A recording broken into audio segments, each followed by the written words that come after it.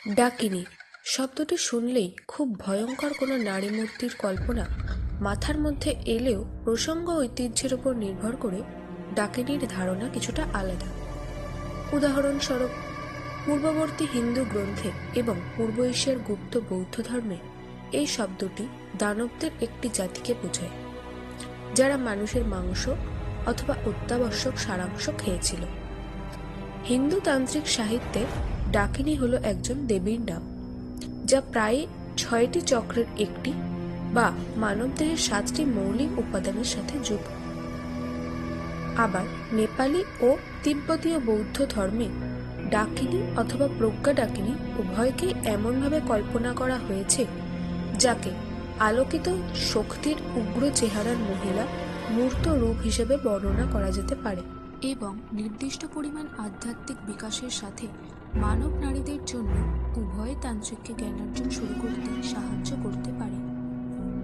ডাকিনী শব্দটি হিন্দু ও বৌদ্ধ ধর্মের প্রেক্ষাপটে বিভিন্ন অর্থ বহন করে।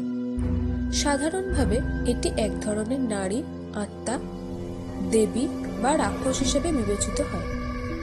তবে প্রসঙ্গ ঐতিহ্যের উপর নির্ভর করে এর ব্যাখ্যা ভিন্ন হতে পারে। হিন্দু ধর্ম ও বৌদ্ধ ধর্ম উভয় ক্ষেত্রেই ডাকিনীর ধারণা কিছুটা ভিন্ন। হিন্দু ধর্মে, বিশেষত তন্ত্র শাস্ত্রে, ডাকিনীকে এক শক্তিশালী দেবী বা রাক্ষসী হিসেবে চিত্রিত করা হয়েছে, যারা জাদুবিদ্যা এবং রহস্যময় ক্ষমতার অধিকারী। তাদের সাধারণত মাংসভোজী এবং মানুষের জীবনের সারাংশ গ্রহণকারী হিসেবে বর্ণনা করা হয়। অন্যদিকে বৌদ্ধ ধর্মে, বিশেষ করে বজ্রযান বৌদ্ধ ধর্মে, ডাকিনীরা জ্ঞান ও প্রজ্ঞা ধারণকারী নারী রূপে পূজিত হন। তারা আধ্যাত্মিক পথপ্রদর্শক এবং তান্ত্রিক সাধকদের জ্ঞানার্জনে সহায়তা করে।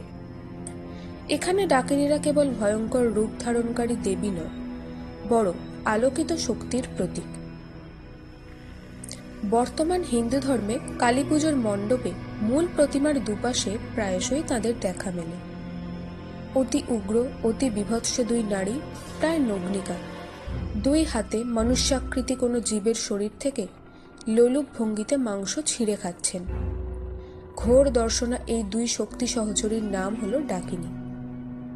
তন্ত্রবিদ্যার বহু শাখায় বর্ণিত আছে কোনো সাধক এই ডাকিনীদের বিভিন্ন উপাচার্যের মাধববশ করে নিজ নিজ কর্ম সাধনের জন্য ব্যবহার করতে পারেন।